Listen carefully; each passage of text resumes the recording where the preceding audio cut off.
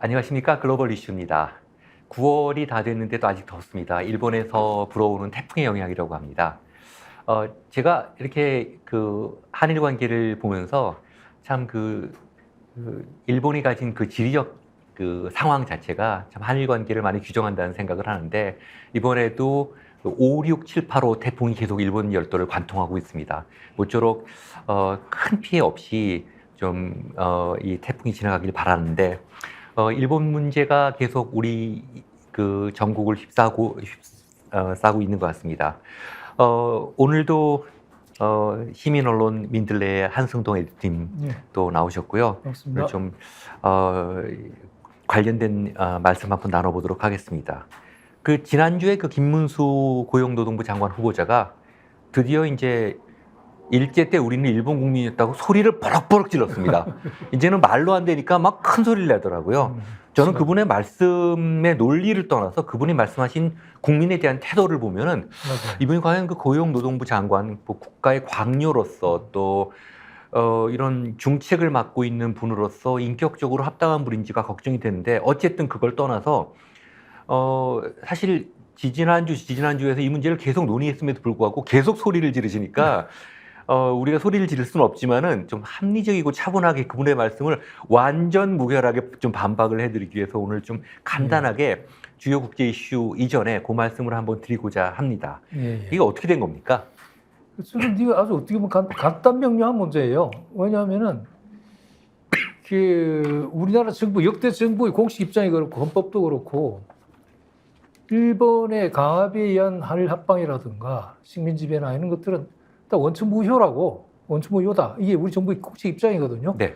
그러니까 일본이 합방한 걸 합법이라고 주장하는 것 자체가 근거 없는 얘기다 하는 게 우리 정부의 입장이고, 그건 1965년도 한일 협정 때 맺은 청구권 협정하고 한일 기본조약에 한일 기본조약 2조에 그렇게 되어 있습니다. 이미 1910년 8월 22일과 그 이전에 맺은 모든 협정과 조약은 그거 다 이미 무효다. 이미 무효다. 이게 이미 무효라는 굉장히 유명한 구절인데, 이게 본래 원문이 영문으로 돼 있어 그런데요. Ordered and Void라는. 근데 이걸 이제 우리 정부는 당연히 이미 무효라는 한일 합방과 그 이전 모든 얼사늑약이라든가 이 모든 것들은 불법적으로 맺어진, 강압에 의한 맺어진 것이고 우리 정부는 이걸 인정하지 않는다. 그러니까 체결 당시부터 이미 무효다. 그럼 이렇게 본다면은 김문수 씨가 이야기하는 걸 단적으로 얘기하면 우리 정부의 공식 입장을 배치되는 겁니다. 네. 왜냐하면 김문수 주장은 그때는 우리나라가 없어서 우리가 일본 국적이었다, 우리 선조들이라고 하는 주장인데, 그렇다면 우리 정부의 공식 입장과 완전히 위배되는 거죠. 우리 정부의 역대 정부의 공식 입장은 우리가 일본에 강압적으로 한일 합방 당한 거는 합법이 아니다. 우리는 그걸 인정하지 않는다거든요. 그러면은 우리 국민이 일본 국민이라는 것 자체도 어느 도단이 말이 안 되는 거죠. 그 자체가 이미. 네. 예.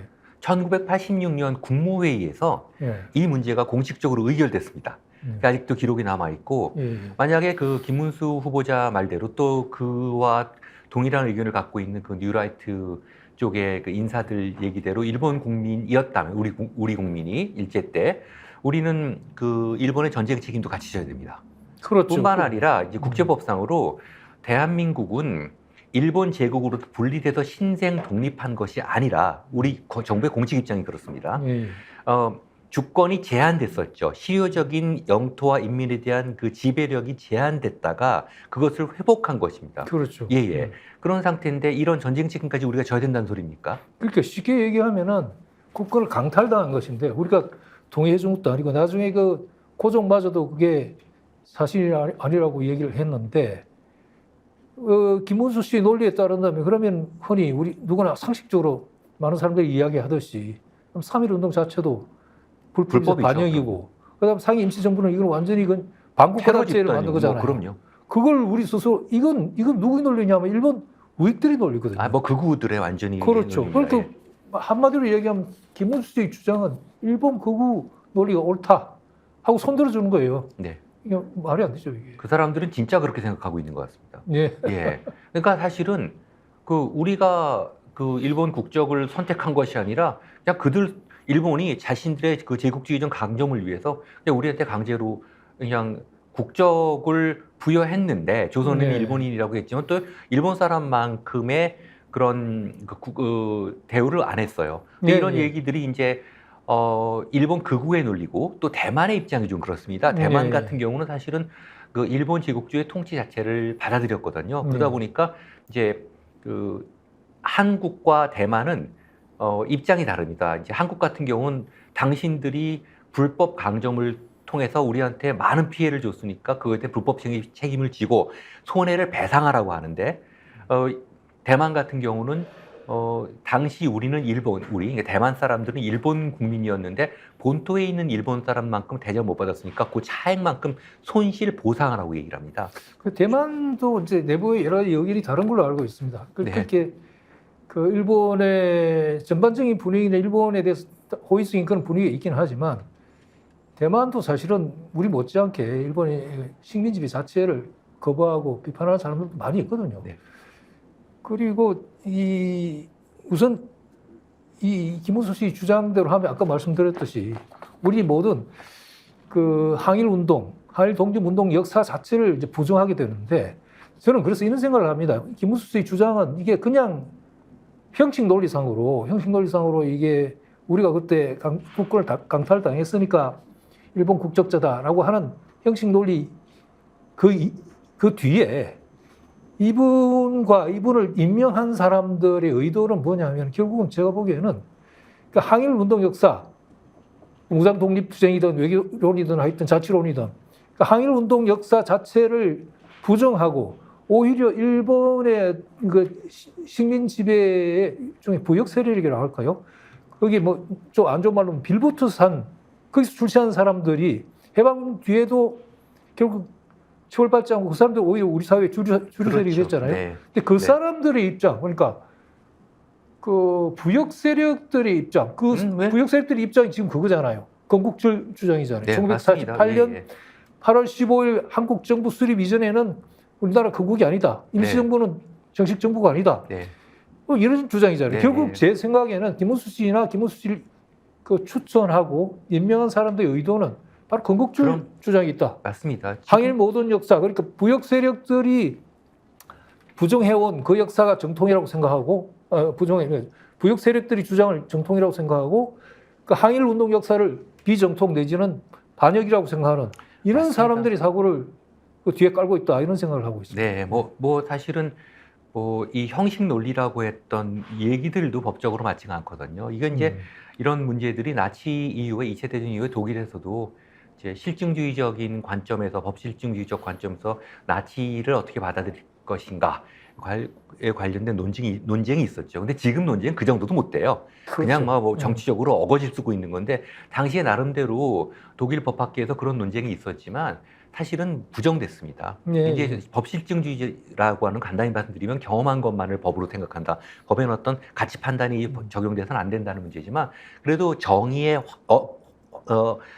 확연히 그 배치되는 그런 식의 어떤 정치 행동에 대해서는 이거는 받아들일 수가 없는 거죠. 그렇죠. 식민 지배나 침략 사실은 우리가 보편적 것 가치나 도덕 기준에 비춰서도 용납할 수 없는 거잖아요. 정당한 거 아니잖아요. 그 일본은 항상 그 국제법을 덜먹거리면서 한일 합방도 국제법적으로 합법이었고 그 이후 맺은 모든 조약들이 국제법적 합법이라고 주장을 하는데 그건 일본의 주장이고 일본의 주장이죠. 우리는 그걸 받아들이지 않는데. 예.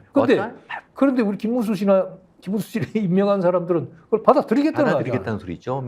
지금 김문수 장관 후보자의 비단 국한되겠습니까? 지금 우리가 지금까지 이렇게 논의했던 그 많은 분들, 뭐 독립기념관장도 그렇고 다 똑같은 주장을 하고 있거든요. 아주 그리고 소리를 지를 정도로 본인들은 그게 맞다고 생각을 하는데 일반적인 그 지금 현재 국제사회에서 통용되고 있는 그런 법적 논리만 갖고도 말도 안 되는 소리들이에요. 이거. 그래서 전쟁 책임은 어떻게 질 것이며 앞으로 이런 문제들은 어떻게 풀어날 것이냐.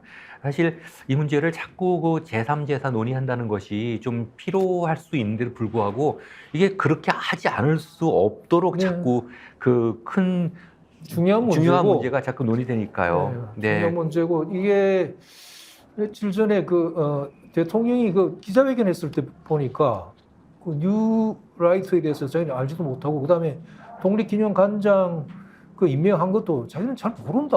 그렇게. 다만 몇 사람이 추천해가지고 뭐 보건부 장관에게 추천했고 장관이 그걸 그 지명해 1번 타자를 지명해 가져와서 내가 임명했을 뿐이다.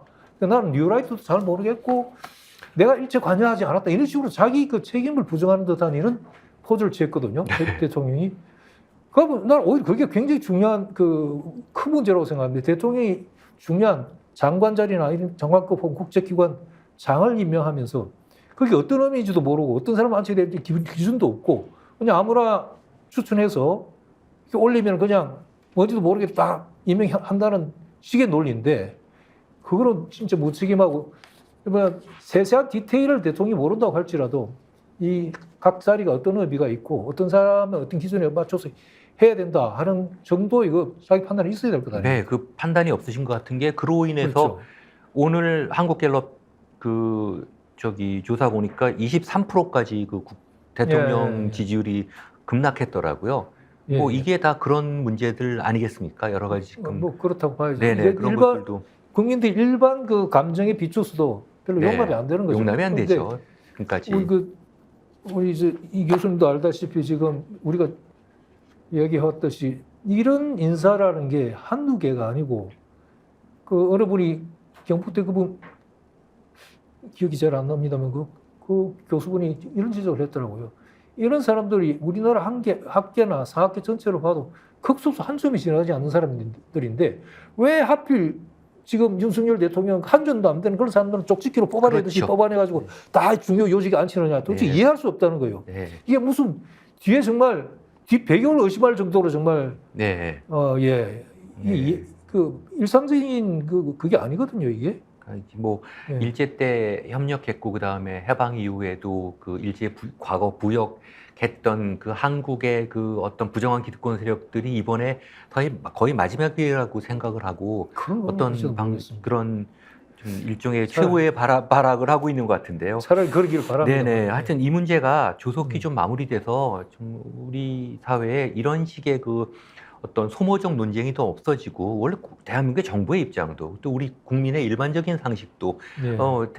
일제 강점은 불법적이었고 우리 대한민국은 그 신생 독립국이 아니라 대한민국 한반도와 이 지금의 대한민국 영토에 대한 그 어떤 주권의 행사, 영토나 네. 인민에 대한 행사, 주권 행사가 제한되어 있다가 다시 그걸 회복해서 오늘날에 이제 대한민국이 형립된 거 아니겠습니까? 맞습니다. 지금 현재로서는 이제 남북한이 분단된 안타까운 상황이지만 향후에 통일이 되면 이제 그로써 광복이 되는 게 아니라 완성되는 거 아니겠습니까? 예, 예. 원래 이제 임시정부의 그 우리 선열들이 생각했던 이제 완전한 통일 국가, 문화 국가 이런 걸 얘기하는 거니까 빨리 좀 이 완성이 됐으면 좋겠습니다. 이런 소모적 논쟁 좀 중지하시고 빨리 좀 그분들보다는 좀 너무 긴 시각으로 우리나라를 좀 이끌 수 있는 분들이 여야를 막론하고 좀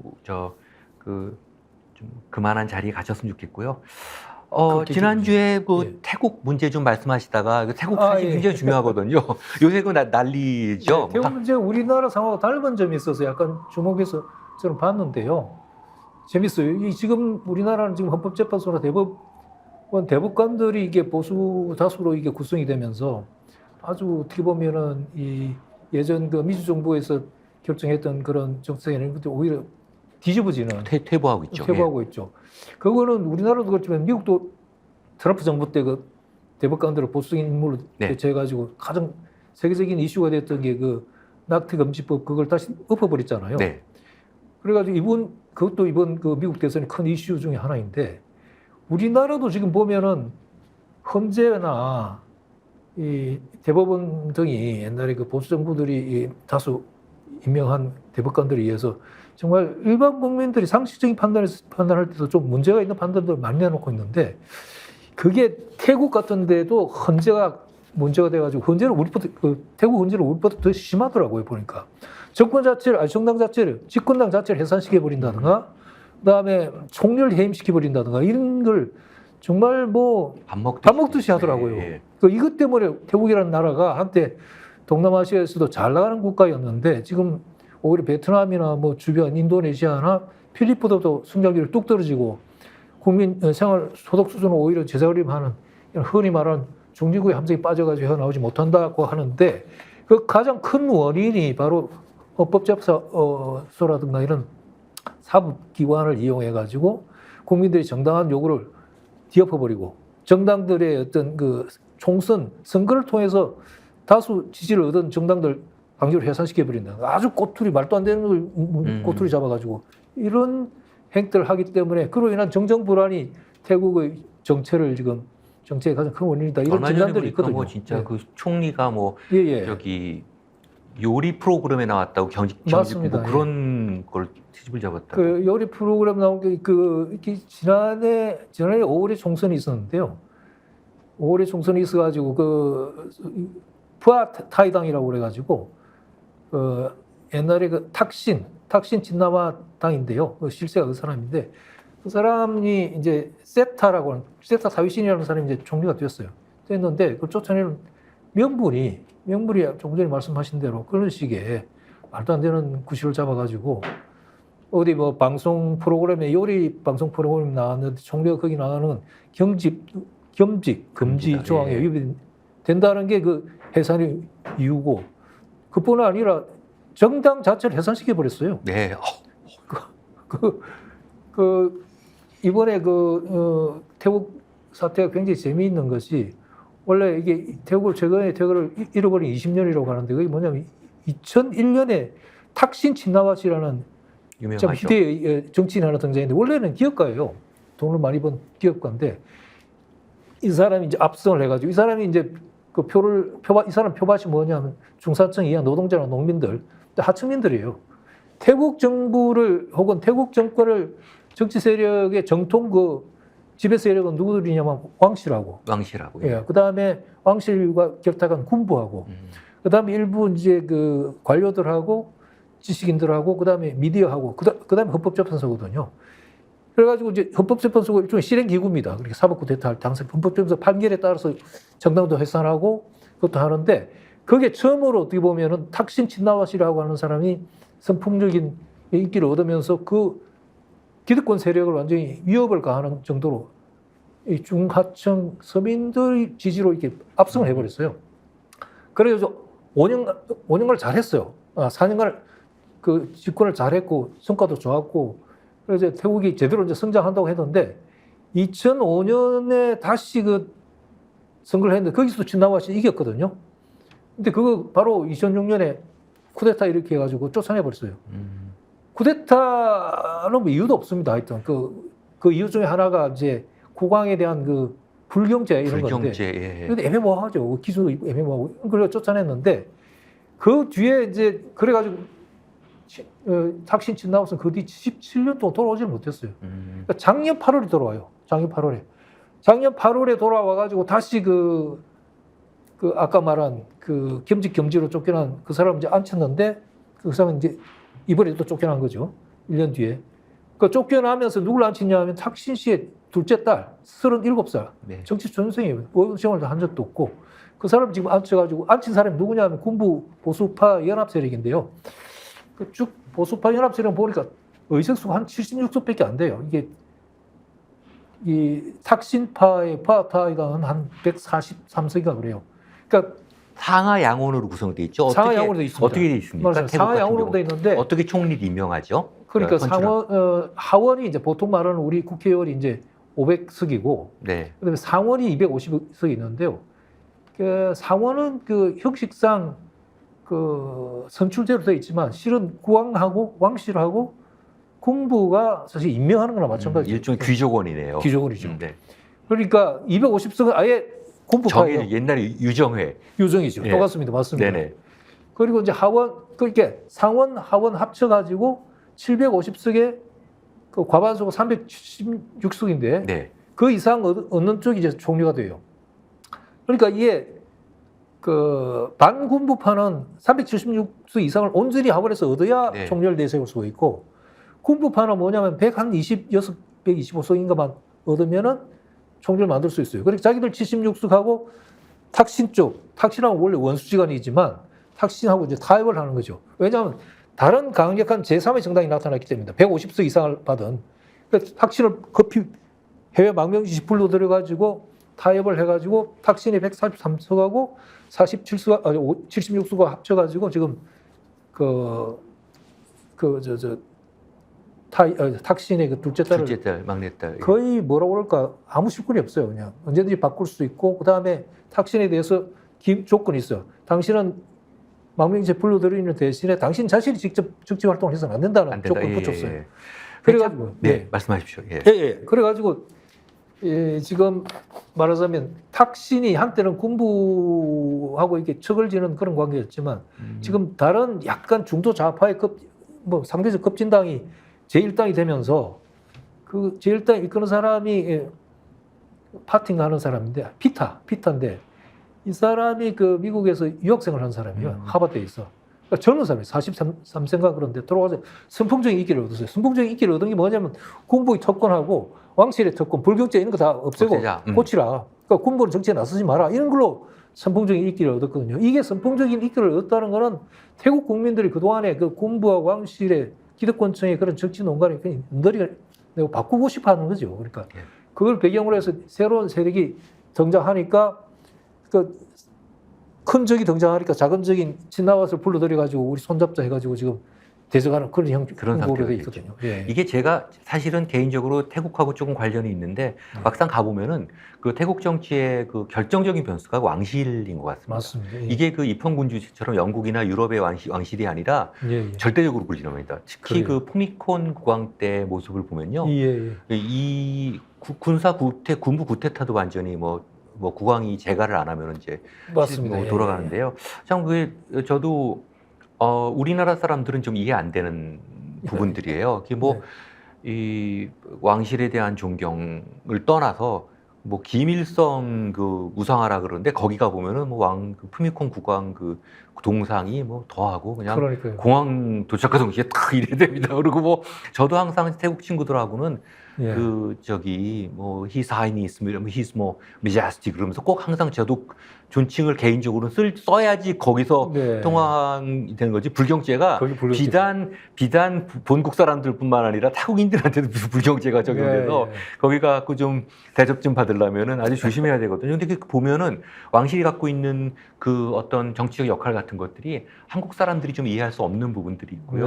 요 헌법재판소는 저도 이렇게 보면 말씀드리면서 예전에 생각했는데 우리 헌법재판소도 정당 하나 해산했지 않습니까? 강제로. 그랬죠. 황당하게. 그렇죠. 그리고 이제까지 그 시국 사건이 예컨대 긴급조치 9호라든가 예전에 그 박정희 그거야 옛날이죠. 유신체제 때 입법했던 것들이 다 그런 기관을 통해서 다 한 거 아니에요? 한 거죠. 그렇죠. 근데 나중에 그게 위원으로 돼가지고 재심에서 다들 무죄되고 이랬는데도 지금 그렇게 한 지 얼마 됐다고 지금 윤석열 정부가 그 관행을 다시 되살리고 있는 거예요.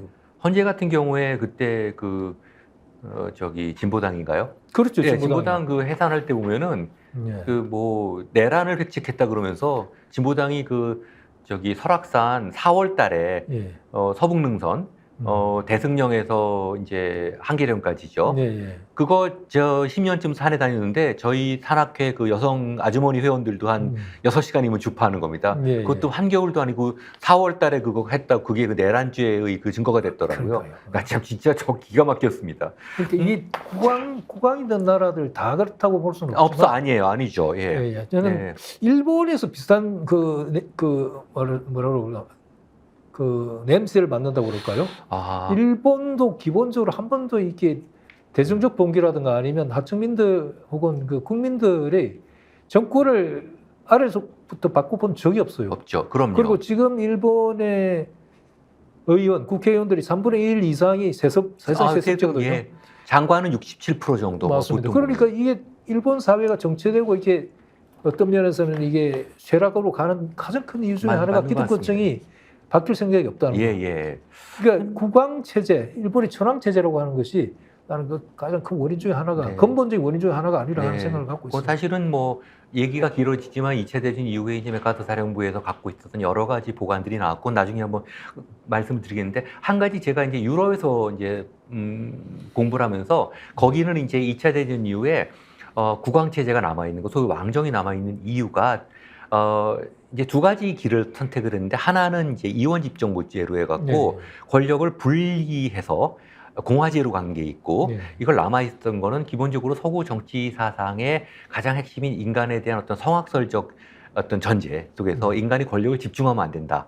그래갖고 이제 이것을 기존에 있던 국왕한테 이제 형식적인 권한을 주고 나머지를 이제 정부를 주고 갈 수 있는 권한을 의회한테 주는 경우가 있었고 아니면은 이제 아예 독일이나 프랑스처럼 이렇게 대통령과 그 수상의 권한을 이렇게 나누는 경우가 있었죠. 네. 근데 이제 헌법재판소는 그 과정에서 봤을 때 몇 나라에 있는 특별한 제도들인데 이 헌재는 사실 사법부가 아니지 않습니까? 근데 사법부가 아닌데 대한민국에서는 이거 전부 예. 전부 법관들이 하고 있습니다. 이거 잘못된 거예요. 그러니까 진짜 문제가 심지어 있습니다. 우리는 어떤 정치적 사안조차도 국회의원들조차도 자기들이 풀 수 없으면 헌재에 들고 가니 말이에요. 네네네. 그렇지 않습니까? 아니 헌재 몇 법관들이 판단해 국가의 진로를 갖다가 결정하는 이런 상황이 돼버렸어요. 네네. 또 아니, 정당을 그런 이유로 해산하는 문제들도 그런데 태국은 왕실이라는 특별한 그것 때문에 불교라는 그 종교적인 역할 그런 문제들이 있어서 하여튼 태국은 제가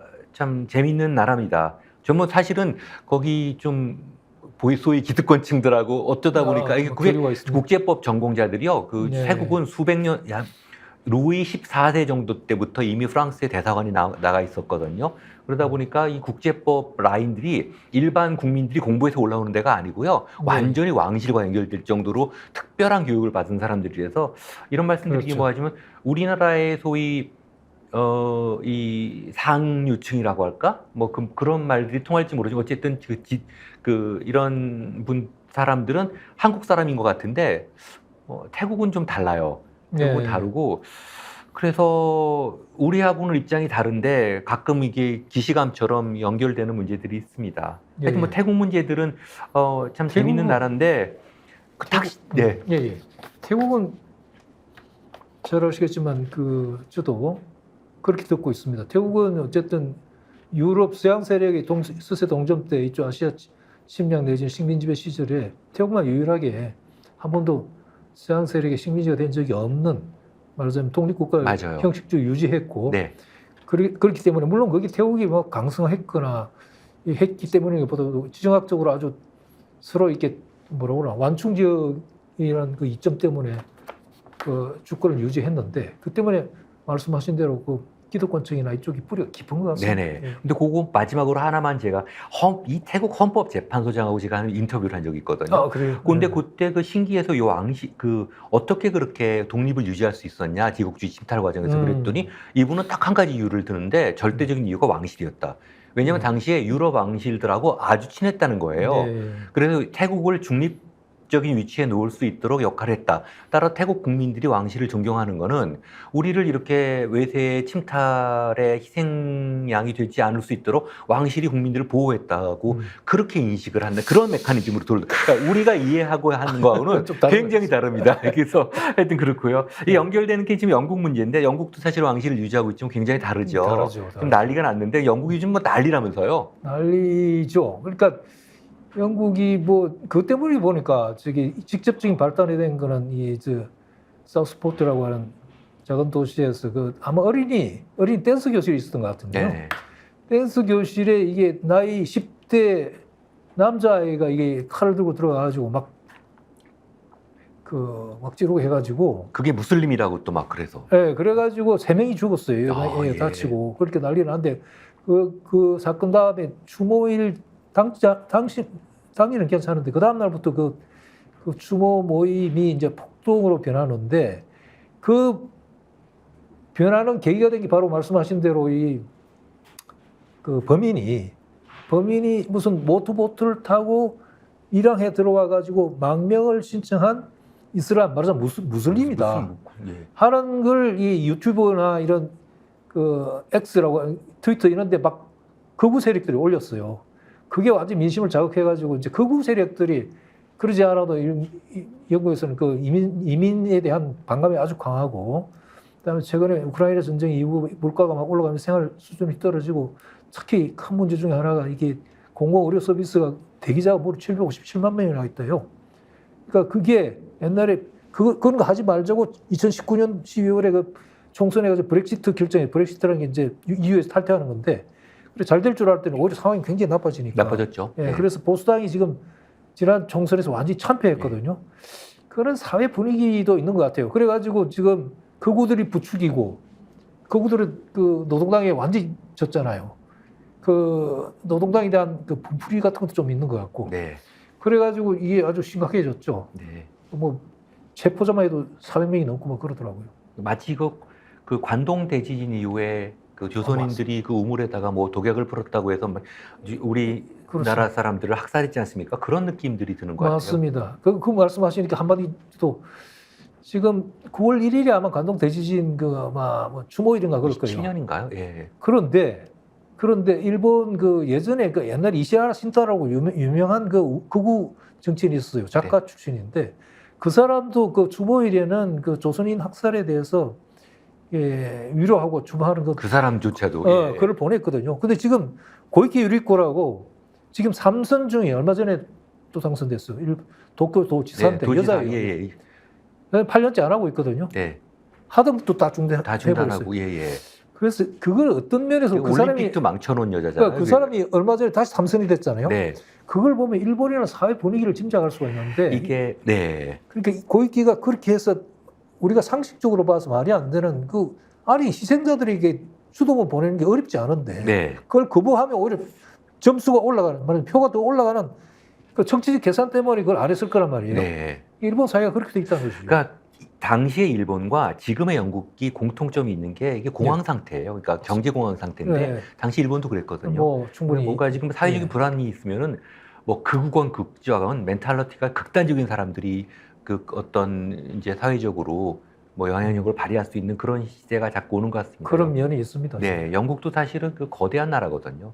그래서 그렇죠. 우리가 그냥 영국 그렇게 간단히 얘기했지만 그 국호가 길지 않습니까? 그렇죠. United Kingdom of Great Britain and the Northern Ireland. 그래서 네. 이게 몇 개 나라를 합쳐놨고요. 그 나라뿐만 아니라 이렇게 그 브리티시 커먼웰스라고 60여 개국의 그 전 세계 이제 이런 나라들을 다 영연방으로 이건 합쳐놓은 상태인데 예. 이제 제국주의 시절에 영국의 그런 이제 어떤 자본이동 이런 것들이 이제 다 끝나서 뭐 지금 비실비실하는 것 같습니다. 7월달 총선해 보니까요, 14일인가 그때 했었는데 그게 뭐 거의 100년 만에 보수당이 참패고 어떻게 보면 의회 정치가 시작된 이래 노동당이 최대 승리라고 얘기를 하는데 보니까 노동당이 411석, 그 다음에 보수당은 121석인가 밖에 안 돼요. 예. 뭐 비교가 안 될 정도 한 3배 이상 차이가 나는데 완전히 참패했거든요. 참패한 것이 뭐냐면은 그 아까 말씀드린 그 브렉시트 할 때,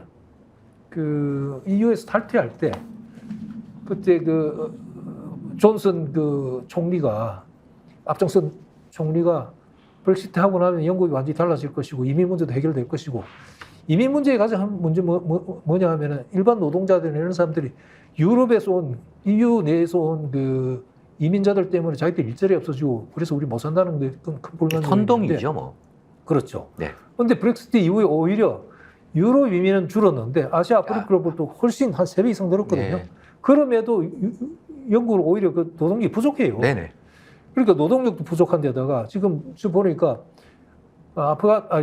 우크라이나 전쟁 이후에 보니까 물가가 거의 11%나 뛰었어요. 11% 뛰고 그 다음에 가처분 실질 소득이 보니까 지난 5년 동안에 막 한 떨어지고 있어요. 7%나 떨어졌더라고요. 예. 그러니까 불만이 엄청 많아요. 많죠. 그 불만을 극우들이 아까 말씀드린 대로 그 선동하는 거죠. 선동해가지고 이용하고 불질러 놓은 거죠. 매니플레이팅하고. 네. 네. 그것도 가짜 뉴스로. 가짜 뉴스로. 우리가 예. 지금 가짜 뉴스 뭐 맞지 않지. 예.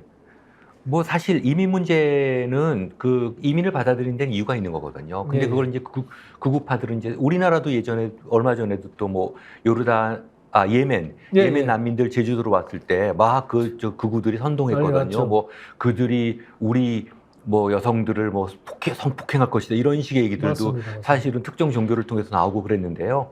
이게 제가 오래전에 들은 얘기인데 뉴질랜드에서 이제 반이민 선동이 있어갖고 이민을 잠깐 중지시켰나 봐요. 난리 났답니다. 거기 있는 가구점이지 뭐 다 망해갔고요. 그렇죠. 이민이 미국 같은 경우도 1년에 제가 오래전에 들은 소리인데 1년에 뭐 수백억 불의 그 경제 창출 효과를 가지고 예, 예, 있고요. 노동력도 필요하지만 또 그래서 경제도 또 어떤 산업 생산성도 그렇고 또 시장도 돌아가는 거 아니겠습니까? 그렇죠. 근데 이것들을 지금 일방적으로 막아버리면은 맞습니다. 뭐 나라가 어떻게 되겠습니까? 그러니까요. 네, 그러니까 우리도 지금 사실은 그 노동 이민 문제인데 그때 그 제주도 그 예멘 사람들 왔을 때 그 한 가지 에피소드가 기억나는 게 그 배우 정우성 씨가 네. 그 이민 문제에 대해서 그 일종의 그 대사 역할을 많이 했거든요. 예, 예. 그 굉장히 난민 맞아요. 대사였습니다. 훌륭한 일이죠. 역할인데 그 유명 배우에게 온갖 욕을 다 쏟아붓고 하는 네. 그게 기억이 납니다. 결국은 그 예멘 난민이 이제 무슬림이라는 것에 방점을 둔 거 아니겠습니까? 그렇죠. 이번에 그 영국도 보면 무슬림이라고 소문을 냈는데 알고 네. 보니까 기독교도인데다가 네, 그 부모가 아프리카 네, 르완다 네. 출신이에요. 네. 와가지고 영국에서 낳은 아이입니다, 이게. 예, 나이도 17살밖에 안 되고. 네, 그러니까 전혀 무슬림도 아니고 저 중동 사람도 아닌데 이슬람 무슬림이라고 그래가지고 가짜 소문 퍼뜨려가지고 그렇게 폭동을 일으키고. 지금 뭐 말이지 않습니까? 세상의 모든 문제는 영국 끼어 있다고. 실제 예. 그렇습니다. 제가 그렇게 봐도 영국이 뭐 한때 정말 대영적 해가 지지 않는다고 했는데 어마어마했죠. 네, 근데 이제 그 보는 시각에 따라 달라지겠지만 당한 국가도 많고 하지만 어쨌든 한때 위세가 대단했잖아요. 이제는 떨쳤죠. 그 제국이 이렇게 쇠퇴해가면서 여러 가지 이제 그걸 못 견디는 부분이 있지 않나. 그렇겠죠. 예, 그렇습니다. 예. 마치 일본도 좀 다른 점이 있어요. 마찬가지입니다. 예, 일본도 지금 많이 지금 흔들리고 있다는 게 며칠 네. 전에도 제가 지난주에 일본 교토에서 친구가 와서 네. 이제 저 얘기를 하다가 갔는데 이 휴대폰을 들고 있는데 그 안 해온 거예요, 인터넷을. 그래갖고 헤매고 있고 상상을 못해 그러고 맞아요. 있어갖고 예. 그 디지털이 많이 뒤처지고 있고, 그리고 이제 그 사람이 이제 하나 이렇게 최근에 쓴 논문을 보고 이제 일본 논문을 가지고 예. 저한테 이렇게 이제 영어로 설명을 해주고 그랬는데 이거 PDF 판이 있냐 그랬더니 그런 건 일본에 없다고 그러더라고요. 그러니까 아주 그런 건 일본에 없다. 절대 맞습니다. 그 이북이 있을 수가 없다. 그렇게 얘기했는데 지금 이렇게 영국이 전 세계에 뿌려놓은 수없는 그 문제점 중에 하나가 중동 아니겠습니까? 그렇습니다. 요즘 뭐 어떻게 해결이 안 되네요. 이거 진짜 매일 얘기를 하고 있는데 맞습니다. 일주일 달리 예. 영국이야말로 저 이스라엘과 팔레스타인 분쟁의 가장 원초적인 원흉 아니겠습니까? 원흉이라고 원흉. 할 수 있죠. 중동 지역을 마음대로 선거가지고 국경을 마음대로 만들고 없는 나라를 만들어내고 거기 살던 수천 년 동안 살던 사람 팔레스타인을 쫓아내고 한 그 원죄가 사실은 유럽의 그중에 특히 영국, 미국에 있는데요. 지금 최근에 문제가 되는 것은 이제 그 팔레스타인 가자 지구는 계속 이제 가자 지구에서는 뭐 이스라엘 일방적으로 지금 지난해 10월 7일 이후 공격해가지고 사망자가 4만 명이 넘었다고 신원 씨도 말씀드렸지만 네네. 지금 이번에 문제된 것은 그거예요. 레바논 쪽에 그 반군 쪽인데 그 반군 사령관을 7월 30일 날 이스라엘이 이렇게 공습해가지고 예. 죽였고 또 그다음 31일에는 테헤란에서 그 네. 하니에라고 하는 그 네. 하마스 정책국장을 죽였죠. 네. 그래서 암살해 버렸죠. 알리 하메네이 그 이란 그 최고 지도자도 공언을 했고 그다음에 그 신임 대통령도 이거는 그냥 두지 않겠다 네. 공언을 했고 그래서 이제 한 320개 미사일하고 드론 해가지고 이스라엘 쪽을 공격을 했는데 근데 실은 그 공격하기 30분 전에 이스라엘이 먼저 공격했어요. 공격했죠. 이미 정보를 다 알고 있어가지고 그래가지고 뭐 100기의 전투기를 보내가지고 그 뭡니까? 그 방울이 쏘는 그 미사일 기지는 이렇게 쑥두밭 만들어가지고 자기들 말로는 뭐 한 수천 기의 그 미사일이나 이런 걸 파괴했다고 얘기를 하는데 그 때문에 제일 이제 큰 문제가 됐던 것이 이럴 경우에 이란이 말하자면 그 반군들이 일종의 배후 세력이라고 할 수 있는데 시아파 이슬람인데 그럼 이란이 굉장히 체면을 손상당했잖아요. 네, 그렇죠. 자기 나라에서 예. 자기 나라 새 대통령 축하 사절로 온 사람들 예. 그 나라 수도에서 죽여버렸단 참 말이에요. 진짜 그 말이 안 되죠. 말이 안 되죠. 그 다음에 그 전에 뭡니까 그 하마스 사령관도 31년 죽인 하마스 사령관도 그게 베이루트일 거예요. 베이루트 그 레바논 수도 베이루트에서 그런 짓을 했거든요. 그러니까 이스라엘은 거의 뭐 잘 그렇게 하지 않는데도 완전히 주권 그 영토를 넘어서 완전히 공격을 한 거잖아요. 네. 그러면 당연히 그 이란이 가만히 있지 않을 거다. 이란이 가만히 있기도 곤란하지 않습니까? 세면도 그렇고. 이게 이제 이란이 사실 중동의 맹주인데 본격적으로 개입을 하면 이게 이제 5차 중동전으로 비화되지 않습니까? 예. 이란은 지금 결국은 여기 나와야 되는 막뒤의 숨은 실력자인 미국이 그렇죠. 이 이제 이란의 개입을 굉장히 저지하고 있지 않겠습니까? 예. 제가 이란 친구들하고 얘기를 하면은 요새 진짜 어려워요, 경제가. 맞습니다. 예. 저기 미국의 그 금수 조치로 인해서 이 이란 화폐 가치가 뭐 10분의 1로 떨어지고 그래갖고요. 맞습니다. 교수들 월급이 우리나라 돈으로 20만 원, 30만 원 정도입니다. 예, 지금 이란 친구들이 있거든요. 예. 그래서 그 얘기를 하는데 결국 이거에 지금 휴전을 해야 되는데 왜냐하면 너무 그 저기 시빌리언 캐주티 민간인 희생자가 커지지 않습니까? 맞습니다. 근데 지금 보면은 미국은 휴전할 생각이 없더라고요. 그러니까요. 저도 최근에 봤는데 미국은 휴전하러 계속 강요 내지 압박을 하면서도 사실은 이스라엘 뒤에 무기 다 대주고 미리 정보 다 제공하고 해가지고 이스라엘이 선제 공격하게 만들고 네. 그러니까 실질적으로 보면은 우리가 생각하기에도 이거 휴전할 생각 있나 싶을 정도로 네. 실제로 움직이면 다르거든요. 네. 그러니까 또 저거 진위를 알 수가 없어요. 그러니까 아까 그 말한 뭡니까 제가 갑자기 단어가 생각이 안 나서 헤즈볼라. 네, 헤즈볼라 쪽보다는 헤즈볼라를 지원하는 이란 쪽도 사정이 말씀하신 대로 경제 사정도 안 좋은 데다가 제가 그 취재하고 그때 보도하면서 재작년에 히잡 문제로 큰 사태가 일어났어요. 아, 그랬었죠. 네, 젊은 여성 히잡 제대로 안 썼다고 붙들어간 지 하루 뒤에 사람이 목숨을 잃었어요. 네. 그 때문에 큰 시위가 나고. 네, 큰 시위가 났죠. 한 몇 개월 동안 계속돼서 수천 명이 죽었어요 그때. 그런데 그게 대중들의 비록 여자들만이 아니고 남자들도 다 가담하고 일반 시민들도 가담한 이유가 지금 1979년도 이란 이슬람 혁명 이후에 특히 그 신정 체제 강경파들의 그 뭐라고 합니까? 규제나 통제가 네. 너무 강하고 종교적인 근본주의. 네, 그렇죠. 그게 그다음에 문제입니다.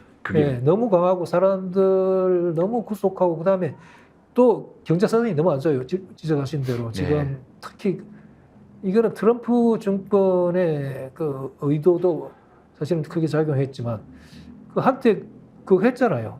이란하고 오바마 정권 때는 유럽 각국들하고 합의해가지고 이란이 핵무기 개발 중단하는 대신에 제재를 완화하기로 했거든요. 완화하기로 했죠. 그 딜이에요. 예. 했는데 트럼프가 갑자기 와가지고 그걸 파기해버렸어요. 예. 파기하면서 제재가 다시 살아나니까 예. 이란이 지금 경제적으로 굉장히 굉장히 공고하고 힘들어요. 우리가 70억 달러인가 우리가 원유 대금도 못 줘가지고 그거 주긴 줬지 않습니까? 나중에 줬죠. 나중에 줬어요. 얼마 전에 주지 말라고 해가지고 네네. 사실은 그건 우리 줘야 되는데 줘야 되는 거죠. 우리는 미안해요. 또 그 돈 그렇죠. 줘야 되는데 못 주면 제재하겠다고 그렇죠. 하니까. 그리고 한때 보면은 우리나라가 대장금이니 뭐 주몽이니 하는 우리나라 드라마들이 그 시청률이 이란 같은 데서는 그 90%가 넘을 굉장히 정도로 높았고요. 압도적인 짓인데 그 이란의 한국에 대한 네네. 한국 문화와 한국에 대한 그 어떤 친근성이라고 할까요? 그렇죠. 그 굉장히 큽니다. 제품 수입도 많이 네. 했잖아요. 태권도도 그렇고 이란 태권도. 글쎄 각 나라 사람들의 선입견을 제가 얘기하는 건 아닌데 이란 사람들 상당히 합리적이고 좋습니다. 예. 좋고 역사적으로 봐도 옛날에 신라 때 온 우리 뭡니까 뭐죠 페르시아에 온 사람들 많았잖아요. 네네. 그 이란이 페르시아지 않습니까? 네네. 역사적으로 우리가 인연이 깊고 있고 예, 그다음에 산업적으로도 우리나라가 그쪽에 건설도 했지만 건설보다는 이게 삼성이나 현대나 뭐 LG나 수출 어마어마하게 많이 했고 네. 우리가 그때 하다가 큰 수장 중 이런 게 러시아하고 이란인데 굉장히 좋았는데 그때 우리도 큰 손해를 봤죠.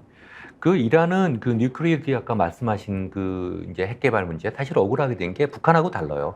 네. NPT를 탈퇴하지도 않았고 핵 개발을 실제 하지도 않았습니다. 그래요. 그냥 제재를 하고 들어갔는데 이제 오바마 때 이제 미국하고 EU 국가하고 중국까지 합쳐갖고 이란과 함께 이제 핵 개발을 안 하는 그런 딜을 했는데 트럼프가 파기했죠. 근데 그러니까요. 실제 그 파기했다고 그 딜이 파기된 건 아니고 이제 중국하고 유럽은 남아 있습니다. 예. 그러나 이제 가장 중요한 미국이 금수 조치를 하고 제재를 하니까 그렇죠, 이란 경제가 그렇죠. 아주 폭락을 했습니다. 맞습니다. 그래서 진짜 그래서 어렵더라고요. 지금 이 새 신임 지난 그 5월달에 그 이란 그 강경파 라이시 대통령이 그 헬리콥터 타고 가다가 외상하고 예. 외무장관하고 해가지고 격오에 떨어져서 다 전원 몰살했거든요. 그것 때문에 7월달에 선거를 했는데 페제스키안이라고 하는 사람이 이 사람이 비주류예요. 이 사람은 그 아버지가 저기 그 아제르바이잔 쪽이고 엄마가 저 쿠르드 쪽인가 그럴 거예요. 아, 아버지 네. 엄마가 바뀐지 모르겠지만 그 인종적으로도 좀 비주류고. 비주류네요. 그 다음에 이게 하탐이 옛날에 이란 하탐이 개혁 정권 때 그게 보건부 장관인가 했던 사람이거든요. 이 사람은 말하자면 개혁파이고 지금 저 강경파 분위기 그 알리 하메네이 체제에서는 비주류예요. 네. 근데 이 사람이 생각지도 안 했는데 원래 이란 대통령은 그 후보를 낼 때부터 이게 규제가 있어요. 몇 네. 명이 추천 포함이 돼야 되는데 거기 포함되지 않을 거라고 했는데 마지막에 포함이 됐고 그다음에 본 선거에 가가지고 이 사람이 압도적으로 당선돼 버렸어요. 이게 뭐냐 하면은 이란 국민들이 지금 너무 피곤하다는 거죠. 네, 피곤하고 그렇죠. 이 통제나 규제도 그렇고 히잡 시위에서 나타났듯이 그다음에 네. 경제적으로 너무 피폐하기 때문에 서방하고 더 여기서 더 나아가지고 더 제재를 강화하는 식으로 이란이 예컨대 그 이스라엘의 보복 공격 가하면 미국이 가만 안 있겠죠. 네. 서방도 가만 안 있을 거고. 네네. 그렇다면 그런 식으로 확전은 가지 않을 거다 네. 하는 관측이 많고요. 그다음에 이스라엘도 지금 사실은 네타냐후가 지금 정권 유지책으로 지금 문제를 계속 끌고 가고 있는데 이스라엘도 내부 사정이 그렇게 안 좋아요. 보니까 벌써 전쟁을 지금 지난해 10월 7일 이후 거의 1년 경제가 많이 망가졌고 이스라엘 많이 어렵습니다. 망가지고 예. 그다음에 인력도 태부적이고요. 네네. 군 쪽으로 다 가니까 그다음에 이게 이 사람 자신이 그 부패 뇌물수수 이런 걸로 지금 소송이 진행 중이에요. 뭐 이거 네. 끝나면 부부가 같이 그렇죠. 들어가야 된다는데요. 그러니까요. 어느 그러니까, 나라도 그럴지도 모르는데 그러니까 전쟁을 계속해야 되죠. 아시아에 있는 어느 나라도 그럴지 모르는데 거기도 그렇다고 그러더라고요. 그렇게 막 예. 크게 확전해가지고 왜냐하면 미국이 확전을 바라지 않. 적어도 미국 11월 대선 때까지는 중동에서 큰일 터지면 아니죠. 민주당이 곤란하니까 예. 확전은 안 뭐 될 것 미국의 기본 입장은 중동에서 안정된 석유만 확보한다는 것이 맞습니다. 외교 정책의 예. 대전이니까요. 예. 사실 이란이 호메니 이전에 얼마나 활발하고 좀 역동적인 나라였지 않습니까? 그렇죠. 근데 이제 그렇죠. 펀더멘탈리스트들이 들어오면서 지금 맞습니다. 이렇게 진짜 오랫동안 좀 사회의 발전을 갖다가 저해하고 있는 것 같습니다.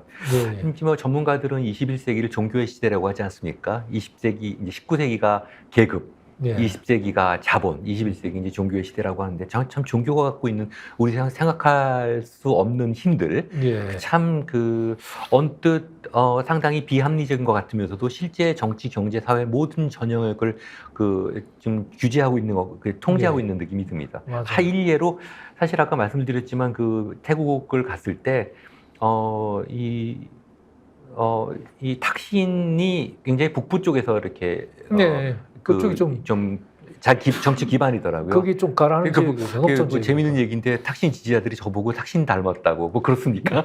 근데 그러면서 얘기를 하는데 이제 저한테 그러더라고요.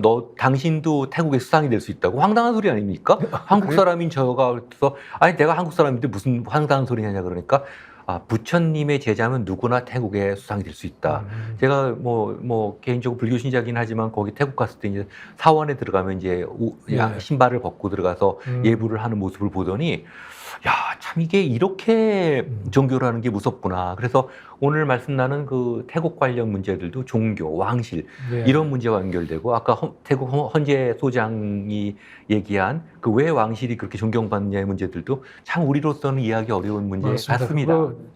지금 어떤 면에서는 또 정치가 종교화한 부분도 있으니까요. 어떻게 네. 보면은 자원 이런 당연하죠. 종교가 문제입니다. 네네. 하여튼 근데 어떻게 보면 종교가 본연의 좀 모습으로 돌아갔으면 하는 바람입니다. 오늘 저희가 준비한 내용은 여기까지입니다. 어떻게 시청을 잘 하셨는지 모르겠습니다. 다음 주에는 좀 더 밝고 좀 더 활기찬 주제를 가지고 여러분을 찾아뵙으면 합니다. 여러분 오늘 시청해 주셔서 감사합니다. 예, 감사합니다. 수고하셨습니다. 예. 아니, 왜 아직도 3년간 같은 통신사 인터넷 계속 쓰고 계세요? 비교와 인터넷 가입 시 48만 원 회신 변경 시 추가 혜택이 주어집니다. 인터넷 비교를 통해 인터넷 가입하고 지인에게 홍보해주세요. 본인 추천을 통해 가입한다면 5만 원이 추가로 지급됩니다. 지금 홍보에 인터넷 비교원 검색 후 3초만의 감정 행복 비교해보세요. 인터넷 비교원.